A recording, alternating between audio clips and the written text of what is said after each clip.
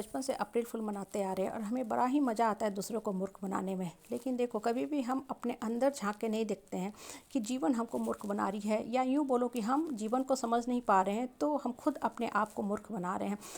एक छोटी सी बात बता रही हूँ। हमारी एक रिश्तेदार हुआ करती थी, कुछ समय पहले की बात है। वो डॉक्टर थे और उन्होंने पढ़ाई किया, फिर एक डॉक्टर लड़के से पसंद करके प्यार करके शादी किया।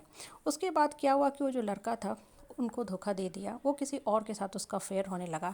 और वो लड़की जो थी, जो डॉक्टर थी, वो जाके सुसाइड कर ली, जीवन को ख़त्म कर ली।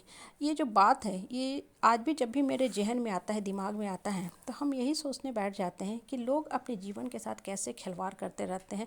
मतलब अपना अप्रैल फूल खुद ही मनाते रहते हैं, अपने आप को महामूर्ख बना के चलते हैं।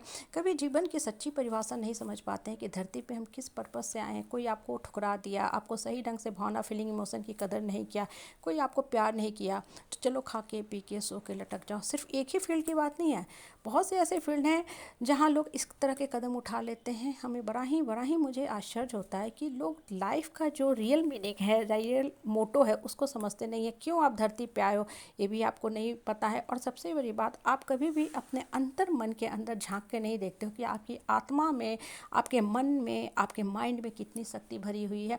जो इंसान इस तरह का कदम उठाता है ना, एक चीज़ हमेशा ही मान के चलो, वो इंसान है ही नहीं, वो मूर्ख महामूर्ख आदमी है, जो कभी जीवन को समझा ही नहीं और कभी अपने आप को पहचाना ही नहीं। इतना कमज़ोर इंसान वही इस तरह का कदम उठाता है। आपके जीवन में कोई भी परिस्थिति आती है, परेशानी आती है, उसका डट के मुकाबला करो। आप किसी भी धर्म ग्रंथ को उठा के देख लो, आपको वहाँ एक ही शिक्षा मिलेगी कि जो इंसान धरती पे संघर्ष करता है ना, वही सरवाइव करता है। आप सर्वाइवल ऑफ फिटेस्ट पढ़े हो, डार्विन का सिद्धांत, कि जो सबसे फिट होता है वही जनजाति, वही जाति सर्वाइव करती है, वही स्पीसीज जो होती है धरती पे रहती है। यही हाल इंसान का भी होता है। जिस समाज, परिवार, परिवेश में आप रहते हो ना, आपको रावण, दुशासन, दुर्योधन, जयद्रथ, जरासंध प्रवृत्ति के जो लोग हैं हमेशा मिलेंगे। और आप अभिमन्यु की तरह चक्रव्यूह में फंसे रहोगे। निगेटिव लोगों की, नकारात्मक बातों का जो feedback, tone, comment, toxic comment होता है ना, अपने आप को हमेशा घिरा पाओगे। लेकिन इसका मतलब क्या है? खा के पी के सो के लटक जाना और अपना अप्रैल फूल बनाते रहना? बिल्कुल नहीं। अपने मन को पहचानो, अंतर मन को पहचानो, अंतर मन की शक्ति को पहचानो। और सबसे बड़ी बात कि आपकी डिपेंडेंसी लोगों पे क्यों है? क्यों आप लोगों की बात पे विश्वास करना शुरू करते हो? क्यों लोगों को आप इतना पावरफुल बना रही हो कि वो आपके ऊपर चढ़ के रह रहे हैं? जब भी आप ये बोलते हो ना कि लोग हमको डराते हैं, धमकाते हैं, ठीक है, इसका मतलब क्या है?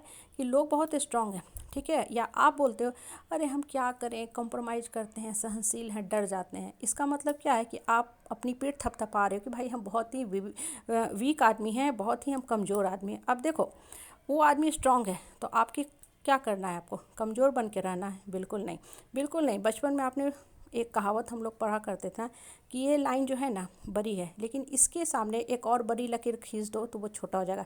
सामने वाला स्ट्रांग है, दुर्योधन है, ठीक है, दुर्योधन है, आप भी अर्जुन बन जाओ, आप भी भीम बन जाओ, आप भी ताकतवर बन जाओ। देखो, ये जो सारी स्टोरी है ना, जो कैरेक्टर है धर्म ग्रंथ के ना, वो हमारे माइंड को ओपन करने के लिए होते हैं। हम पढ़ते तो हैं, बहुत मज़ा आता है, थोड़ा देर का वो माइंड को ना सूदिंग इफेक्ट देता है, इंटरटेनमेंट होता है। लेकिन हम कभी कोर को नहीं समझ पाते हैं कि ये जो लिखा गया है या बताया गया है भगवान का धरती पे जब आगमन हुआ था, क्यों हुआ था? वो इसीलिए हुआ था कि हे मनुष्य, तुम जाग सको, तुम अपने अंतर मन की शक्ति को पहचानो। क्यों इतना रो के गिर के सिंपैथी गेनर बन के रहते? क्यों नहीं तुम हम पे विश्वास करते हो? क्यों नहीं हमको मानते हो कि हम तुम्हारी रक्षा के लिए खड़े हैं? द्रौपदी की रक्षा के लिए कौन आए? आए तो नारायण आए साक्षात। हाँ, माँ सीता की रक्षा के लिए कौन है? श्री राम है, विष्णु रूप में आए। कहने का तात्पर्य क्या है ना, कि कभी भी अपने आप को ना निर्बल मत समझो। हमेशा इतना स्ट्रांग बन के रहा करो कि जो लोग आपके आके सामने खड़ा होते हैं, डराते हैं, धमकाते हैं, मन के अंदर नकारात्मक बातें भरते हैं, भावना फीलिंग से खेलते हैं, आपको किसी तरह के एब्यूजिंग लैंग्वेज का इस्तेमाल करते हैं, उसको देर और देर ना रोकने की कोशिश किया करो। उसी समय, उसी क्षण जो है तर्कदार जवाब दिया करो। नहीं तो होगा क्या ना, कि जितना ज़्यादा आप टोलरेट करते जाओगे, बर्दाश्त करते जाओगे ना, होगा क्या कि सामने वाला मान के चल रहा है कि हम कुछ भी करेंगे, ये मेरा विरोध नहीं करेगा क्योंकि इसके अंदर की शक्ति नहीं है। और जिस दिन आपने ज़ोर से, ठीक है, ज़ोर से झटक के जवाब देना सीख गया ना, वो सामने वाला समझ जाए कि अच्छा अब इसके अंदर की डिविनिटी जागृत हो गई है, हम इस इंसान को ज़्यादा कंट्रोल नहीं कर सकते हैं, अब ये आदमी मेरे हिसाब से नहीं चलेगा।